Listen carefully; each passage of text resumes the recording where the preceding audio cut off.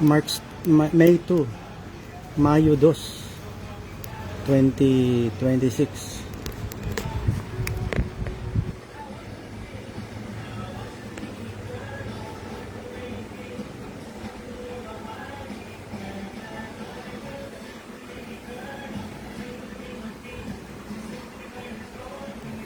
May problema tayo sa stye, yung mata natin may tumutubo hindi siya normal, pero sa tingin ko ano ito,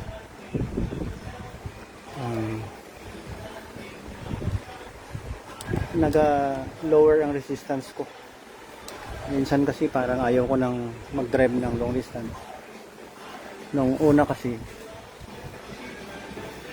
January, end of January, mayroon umpisa ganyan. Hindi, wala tayong magawa. Talagang mayroon tayong stye na recurrent infection sa eyelids. Mata dapat yung dati yung kanan, gumaling na January, February, March. After 3 months bumalik. Kaya wala tayong magawa. Ganun talaga yan ang buhay. Mayroon tayong mga ganyang mga bumabalik na parang infection. Ewan ko anong dahilan. Ngayon tutusukin ulit natin yung last April 25, tinusok ko rin yeah. Tinusok ko rin. Tusukin natin ngayon. Mainit. Talagang mainit. Kaya dyan lang muna kayo. Tusukin natin yung ating mata. Ganun yan. Para lumabas yung pus, nana or susyo.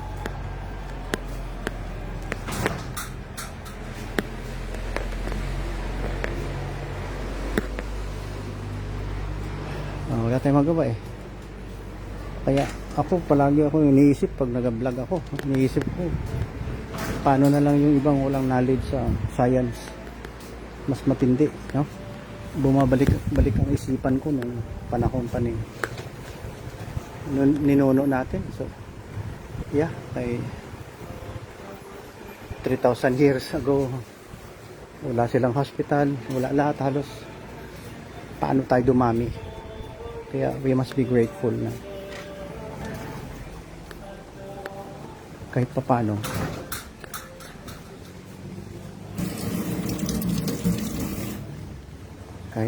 buhay. All from the mercy and grace of God. Di ba? Pag walang mercy, walang mangyayari sa atin. But we are so thankful and grateful na we are still alive. We can still hear and appreciate. Ano ito? Solar dryer. Kahit umulan, may solution yan. Yan, malapad yan. Kahit umulan, hindi nababasa yung nilabhan. Invention ko yan. Ang dami dito. Ito invention ko rin mga lumang relo. Yan ginawa kong cellphone stand. Marami dito. Halos lahat invented. Ganun ang buhay natin. Invent para mapakinabangan yung mga luma. Okay? Tusukin natin yung mata natin. Tusukin. Uli. Yeah. Ito mga gamit natin. Wait. Mga gamit natin. Ito. Ayan. Para sa flashing.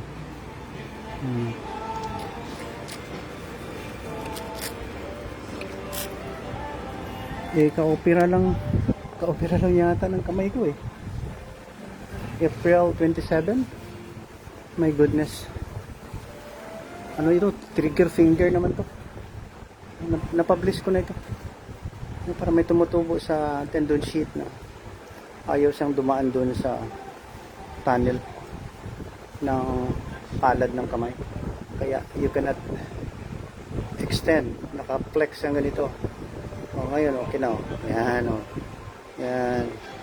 Ano siya? Okay na. Talagang pagsubok. Yeah. Pagsubok ng buhay. Yeah. Ito ang ating monitor. Hinahawakan ko yung monitor. Ito yung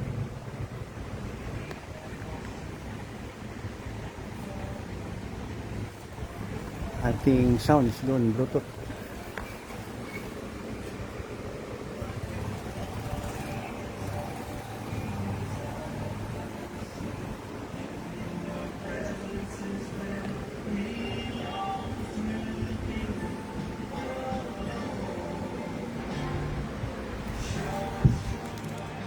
I hope na ma-appreciate nyo yung ating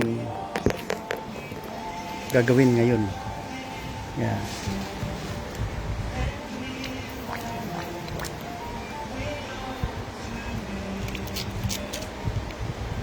Ganun yan. Talagang kailangan natin tusukin. Yeah. Kailangan tusukin ang mata.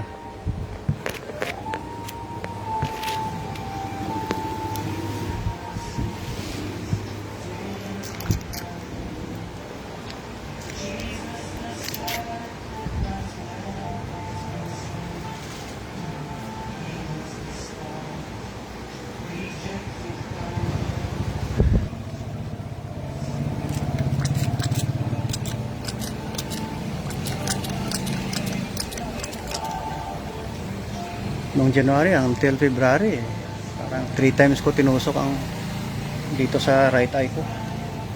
Ito pangalawa sa kaliwa. I hope na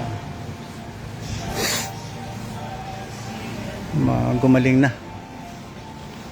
Naka-antibiotic na rin ako dahil kasabay nito mayroon tayong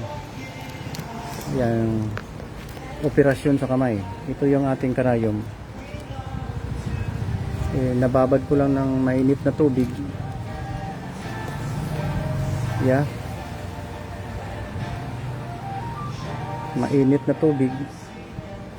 At saka alcohol and then water. Kung may mga sugat kayo,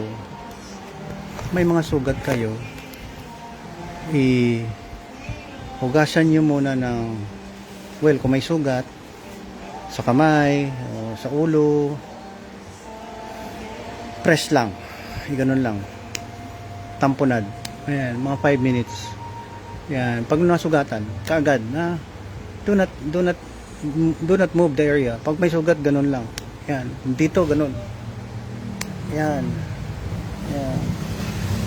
magtamponad yan, yung mag-stop ang bleeding. So pag na-stop na ang bleeding, hugasan na ng water.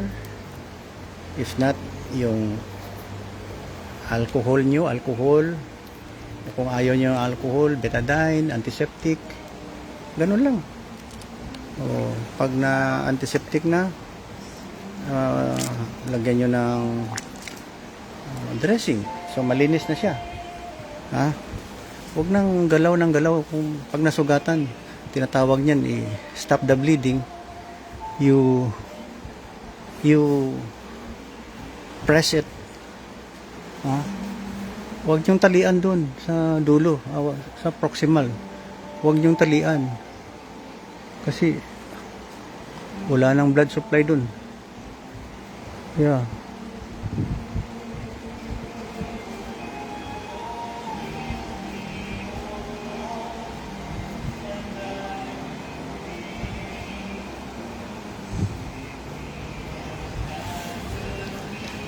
Teng. Hey. Hey. Hey.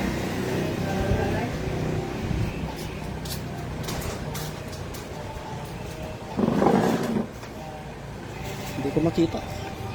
Maano yung mata ko, madilim. Hindi ko makita. Halika kami muna dito. Ayan oh, mag-live ka muna. Dito sa likod, mag-live ka oh. Itong camera oh, mag-live. Hello, mag-live ka muna. Hi guys. Hi guys. Dito ka, stay ka dito. Pailawin mo tong aking dito lang, dito banda. Ituro mo lang ang ilaw dito. Kasi hindi ko nakikita. Ay, salamat. Uy, huwag mong galawin ang table ko. Do not touch. Dito ang focus ng light. Ayan. Liit-liitan mo pa ang light. Ano yun? Hindi, liit-liitan mo. You push the itong area, i-push forward. I-focus mo muna sa table. I-push mo forward, lumiit. I-push mo pabalik. Hilahin mo pabalik. Hilahin mo pabalik kasi hulbo. Oo, nan. Sige. Push pala ito. Oh, i-push mo, i-push. Oops. Yan, ganun siguro. I-push pa, forward. Dito, i-focus dito. Sige, push mo forward para lumiit ang ilaw. Lumiit ang ilaw. Malaki pa eh. Ay, didiretso din. I-push lang kasi mula ka sa maliit. Yan. Kawa, gamit ko diyan, hindi mo na di mas maganda nakikita ako na. Ikaw kaya magtusok? No. Nakamasok. Si Ate Jam. No, si Ate Jam, si Ate Jam. Kaya ginatusok mo kami, biscuit ko man na. Hindi, kailangan kong alisin yung nana. Hayaan mo na. Light. Dali, nawawala ako eh. Focus ko lang. Oo. Oh.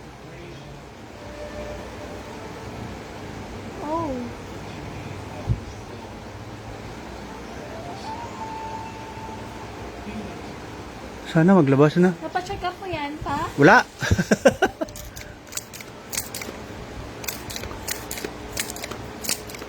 Hindi kami nakita ng opta. Sakit? Kasi inopera ako ng... Sakit pa? Siyempre, Lunes. Oh, bakit ka umiyak? Huwag kang umiyak. Masakit pa? Siyempre, may tutusukin ka ba? Sino bang tinutusok hindi nasasaktan? Humanap ka. Tumawag ka na ang ambulance. Dito ka sa likod nga. Interviewin kita. Anong nalalaman mo sa ginagawa ko? Yun. Dito ka magharap. Itong camera. Nakatalikod. Yan. Hi. Hi. Ate, baliktarin natin yung camera. Ambulance kaya rin na din yung doktor. Ito na, nakabaliktad na ang camera. Rin na din yung doktor. Nakabaliktad na yung camera. Ang dugo pa. Diba sila? Yeah. Yun pala yung ibig sabihin. Push, ganito, push. Kala ko ganito, ganyan. Ha? Yan, kasi ma-push yan, ma-retract. Ay, nako. Be? Ha? Pag, pag natusok na yan, pislitin. Kumuha ka nga na, ito, pislitin, ganun. Grabe, si Papa ba? Pislitin. Para maalis yung mga nana. Record yan? Opo. Naka-live to. Hindi, para aral. Naka-live Para aral to sa mga tao. Kung anong gawin nyo sa mata nyo, basta wag nyo lang tusukin ang mata nyo. Ng mata ko, hindi na klaro. Hindi ko na makikita masyado siguro sa katarak. Kaya kailangan ko ng ilaw ng flashlight. At saka pag may na-push ka dito or may tears, may luha, tatakbo yan dun sa bunganga, sa lacrimal duct magdaan. Nandito sa kabila. Oo, sa right side. Flashlight. Huwag kang umiyak. Grabe ka man. Naawa ka sa akin? Oo, ang table, wag mong, do not put your hands. Kasi, nag-vibrate ka, karon ikaw, idimota ka ha, imbis nurse ka na. Oh. Yan. Oo. Kailangan hindi maglantaw sino. Oh, yun. Medyo malaki na yun. Oh, sumabog na. Ano yan? Oh, hindi pa. Oh, pisgain. Oh, ilaw, pisgain natin. Oh, pisga. Ano man Tagalog sa pisga? Ha? Ayan oh. Isain. Pisain. Ilaw. Ilaw dito sa baba. Ah. Oh, nakita mo na, di magaling tayo. Oh.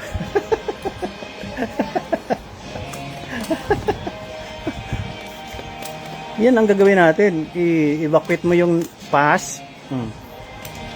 Hugasan na lang natin yung kanan. Nagsisilos yung kanan. Hindi pa siya naligo. Ang kaliwa, ligo na.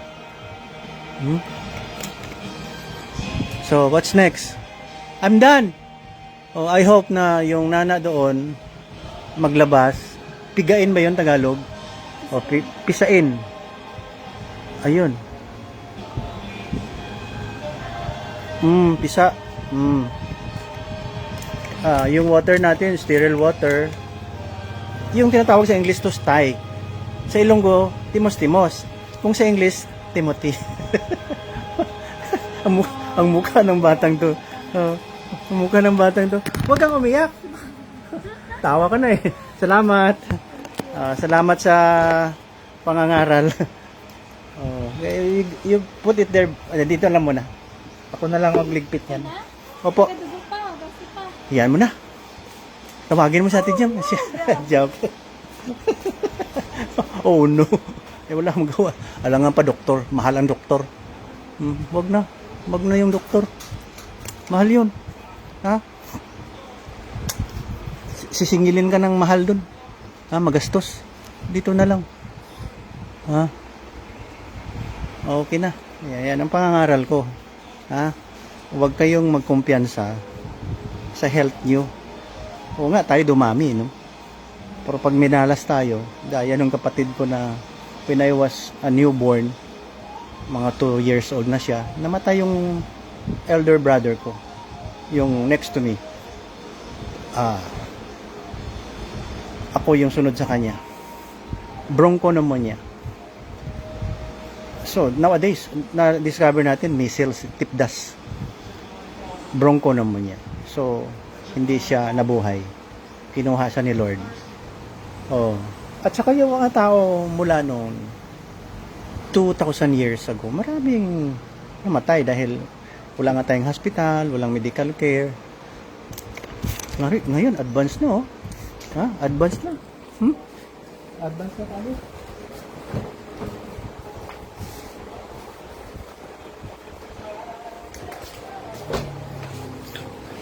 Sa pagka-advance natin, minsan we don't consider na kung saan tayo galing.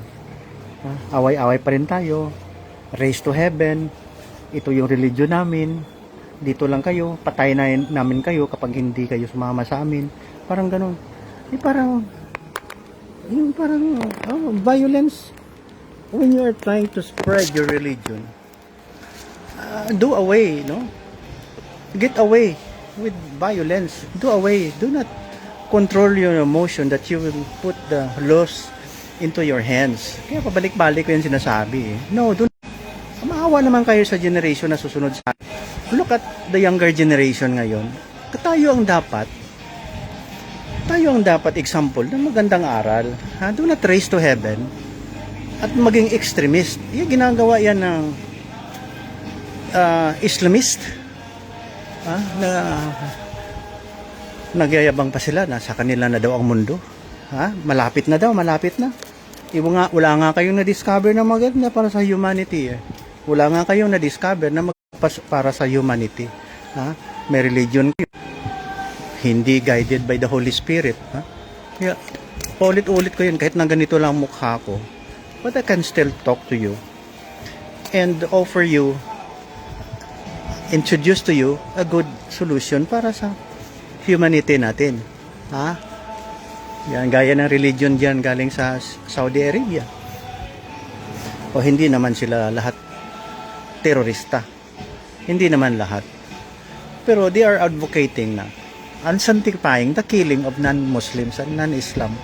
Hindi maganda. Hindi maganda.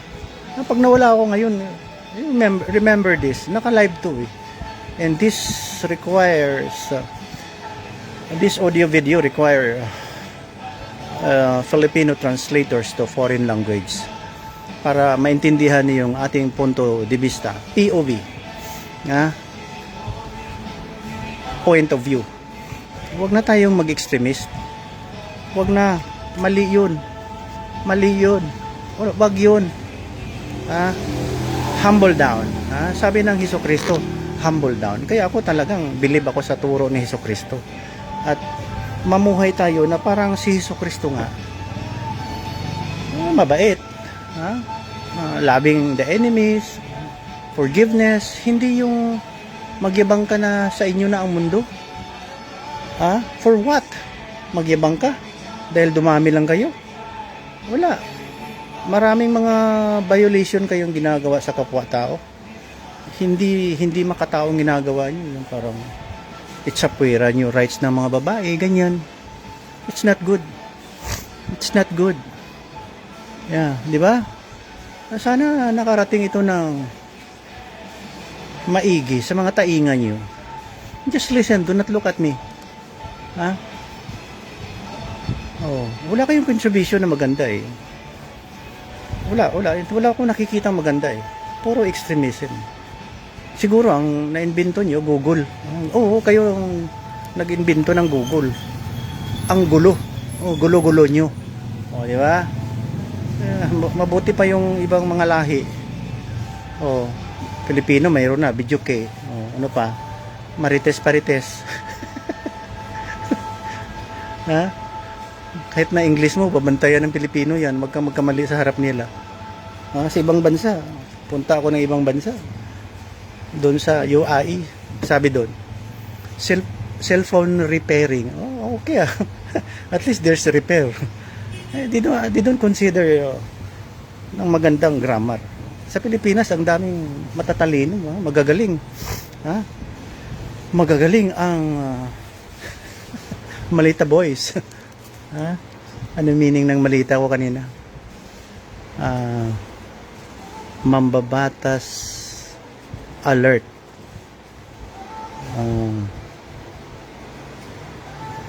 Laging extra paldo sa ayuda. Extra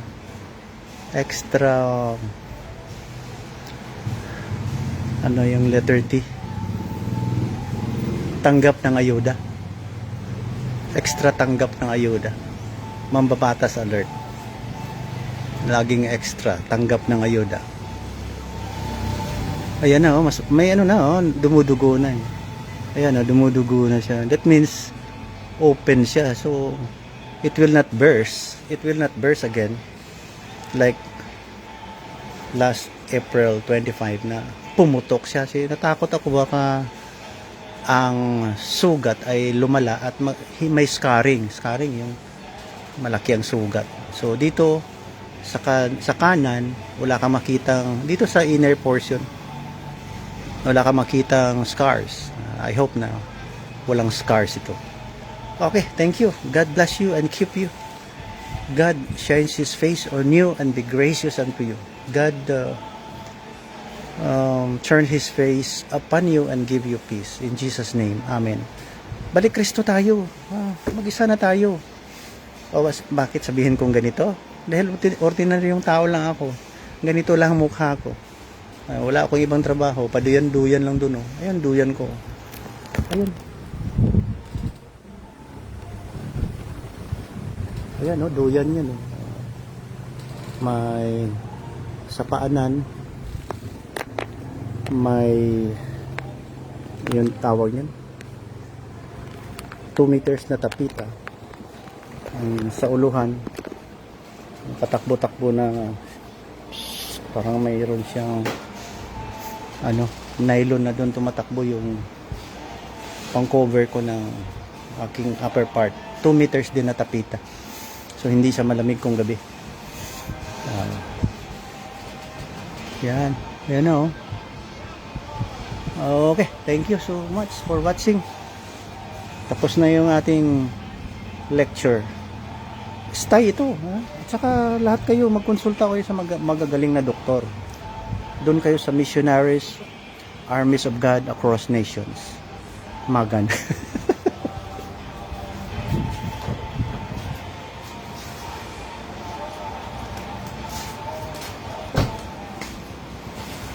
Alam mo kung saan ka magpunta. Missionaries. Kasi we preach the gospel of Jesus Christ. And we treat people around. Yung last namin, last January, February ba yun, 2025. At marami pang medical mission in between. Doon kami sa Kalamansig. Nakikita ko hungry din ang mga tao doon ng magandang serbisyo. And so with the na tinatawag na Holy Bible na kwento. Alam mo, hindi biro-biro ang pagturo niyan. Dapat we have to catch at the very sensitive age of children. Kaya mayroon tayong Christ Evangelism Fellowship, yung tinatarget natin yung mga bata. Kasi excited yan sila eh. Parang pag nag-accept ka ng Jesus Christ, childlike acceptance. They don't question. Pero pag beyond na yan sa kanilang childhood, papunta ng adolescence, wala na yan. Wala na ng pakiyan. They don't consider na magandang balita dahil marami ng contamination ang buhay nila. Marumi na. Kaya mayroon tayong mga program ng ganyan. Mayroon tayong DXKI. Nakanurture din yung DXKI sa akin. Maliit pa ako. Nagtaka ako. Ang galing-galing ng mga 1960s. Ang galing ng mga Lakanilaw ba yun? Kung gabi. Sila June S pa. Maliit pa ako eh. Po! Nag-live ako. Halika dito. Oo. Dito ka oh. Mag-lecture ka about eye problem. Yan, Dr. Ramagan yan. Mata mo. Yung tusok ko. Kay may nana. Huwag ka namang magalit. Kanina ka pa galit na galit.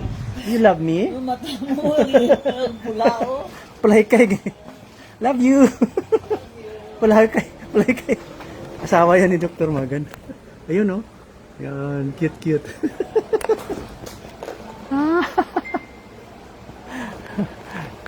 Ayun, mga kasama natin yung family.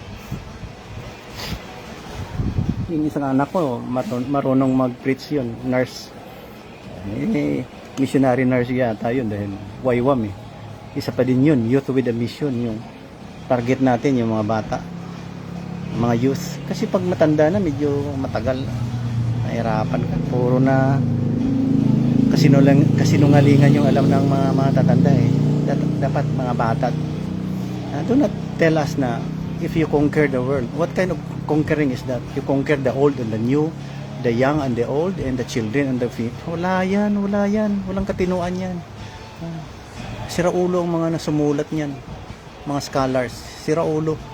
Hindi, walang katinuan yan. Do not plagiarize the Holy Bible. Do not plagiarize the Holy Bible. Yung kopya-kopya, pinapalitan. Binabago-bago. Gagawa kayo ng sarili nyong paniwala. Hindi wow. Hindi maganda. Holy Bible talaga. Nandiyan naman ang mga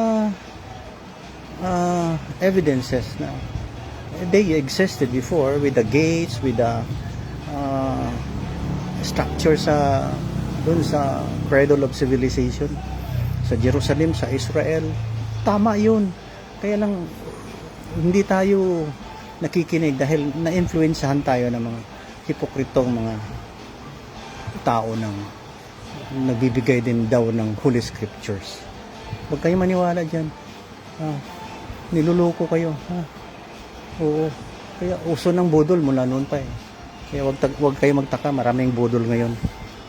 Sa Pilipinas, may budol. Joke lang. Maniwala ka dyan.